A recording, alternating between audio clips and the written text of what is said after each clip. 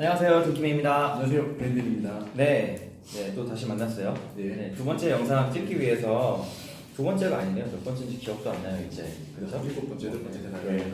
그래서 뭐 저번 시간에 저희가 말씀드린 것처럼 이번 시간에는 계약직이랑 파견 계약직은 해도 되는지 그런 거 좀 궁금해하시는 분들 많잖아요, 이제 또. 네, 이렇게 이제 질문 많이 하시죠. 붙어놓고 가야 되나 말아야 되나. 그렇죠. 그렇기도 하고 요새 또 외국계 기업들이 계약직을 많이 뽑는 추세거든요. 그렇죠? 5년차 이하는 계약직으로 많이 뽑아요. 자체 그쵸. 계약직이든 파견 계약직이든 회사가 다르지만 보통 5년차 이상을 정규직으로 많이 뽑고 그렇죠. 추세가 계속 그렇게 가는 것 같아요. 네. 추세가 조금씩 변하다 보니까 이제 이런 거에 대해서 고민하시는 분들도 많이 있는 것 같아요. 그래서 이제 오늘은 저희가 이 부분에 대해서 좀 명확하게 좀 깔끔하게 정리를 해서 말씀을 드릴게요. 그러니까 보통 보면은 요새 계약직이나 파견직으로 이제 계속 이어져서 이렇게 경력을 쌓아가는 분들도 있고 아니면 처음에 시작을 계약직이나 파견 계약직으로 시작하시는 분들이 있더라고요. 근데 이제 브랜드님이 생각하기에는 이런 계약직으로 어떤 경력을 쌓는 거, 어떻게 생각을 하고 또 이런 계약직이나 파견 계약직으로 내가 이런 고용 형태로 지원을 하게 됐을 때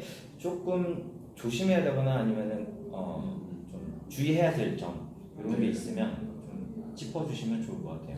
일단 직무를 봐야 돼. 직무를 보고 이게 그 일 자체는 정규직의 일인데 고용 형태가 계약직이다. 이러면은 당연히 내가 원하는 직무라면 가야 되는데 일 자체가 계약직의 일이다. 예를 들면 그냥 뭐 별다른 트레이닝 없이 누구나 이제 채용을 해서 쉽게 하루만 트레이닝하면 할 수 있는 이런 유의 일들, 소위 말하는 잡무죠. 뭐 무슨 어디 회실 뭐 어디 대관한다라든지 어디 뭐 예약한다라든지 문서 작업하고 문서 작업한다든지 키인한다든지 뭐 어디 그 우편 보낸다든지 그렇지. 그런 유의 일들 제들이 다 나와 있어요. 네. 그런 일들은 전혀 경력으로 인정을 못 받기 때문에 그게 진짜 계약직의 일이고 이런 일들은 하시는 건 저는 비추를 하고요. 네.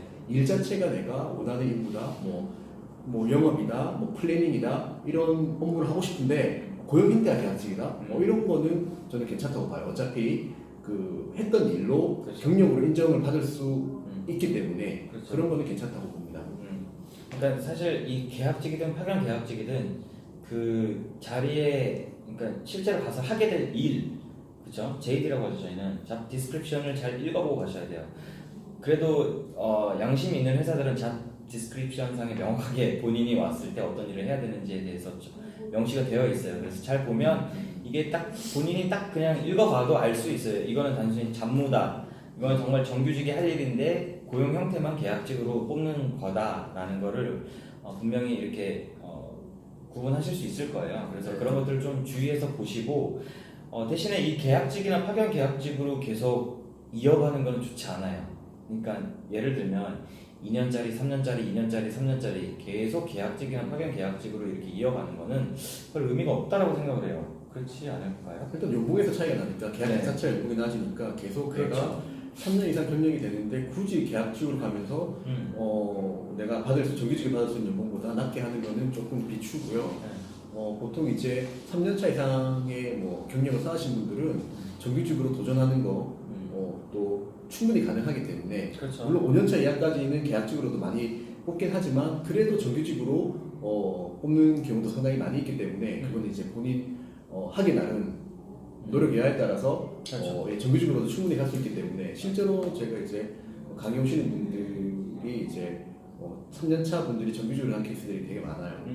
어쨌든 3년 정도만 경력이 된다면 일단은 목표는 정규직으로 진입을 하는 것으로 목표를 삼는 게 좋다고 저는 생각합니다. 맞아요. 그래서 일단은 계약직은 맥스 3년 정도까지 딱 쌓으시고 그 정도 경력이 쌓다, 그러니까 찼다라고 하면 정규직으로 지원해서 가시는 게 제일 좋을 거예요. 왜냐면 이제 복지 아니면 대우 이제 이런 것들이 정규직으로 가야지 더 안정적이고 좋기 때문에 확실히 달라지니까 이왕 3년 경력 쌓았는데 굳이 신입처럼 계속 내가 계약직으로 나가야 될 필요는 없잖아요. 이게 3년이란 경력이 생긴 거니까 그 경력을 충분히 활용하셔서 정규직으로 도전을 하시면 좋을 것 같아요. 하다 안 됐을 때는 좀 급하다면 계약직으로 하는 게 좋은데 그렇죠. 처음부터 아예 3년 경력이 있는데 이제 또다시 계약직으로 하는 거는 좀 그렇죠. 그래서 추천하지 않습니다. 계약직을 계속해서 그러니까 쭉 이어서 오랫동안 가는 거는 좋지 않다라고 생각이 되니까 특수한 케이스가 아니고는 웬만하면 계약직은 한두 번에 해서 맥스 3년 정도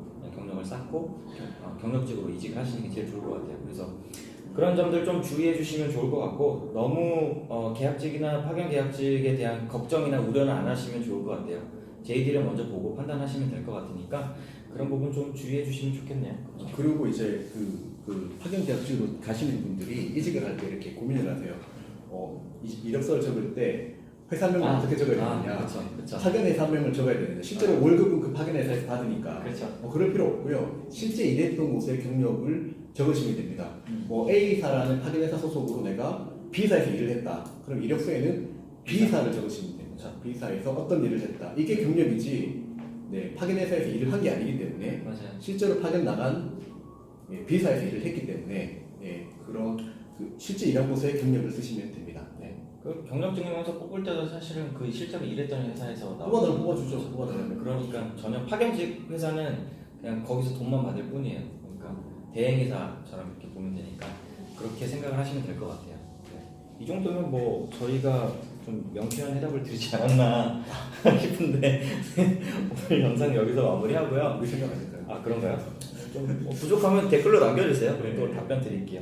다음 시간에는 직무마다 이제 조금씩 하는 일이 달라지는데 거기서 좀 몇 가지 또 다양한 업무를 하는 사람이랑 딱 몇 가지 정해진 업무만 하는 사람이랑 어떤 게 더 나은지 또 얘기해 보도록 하겠습니다. 오늘 여기서 마무리 짓겠습니다. 네, 감사합니다.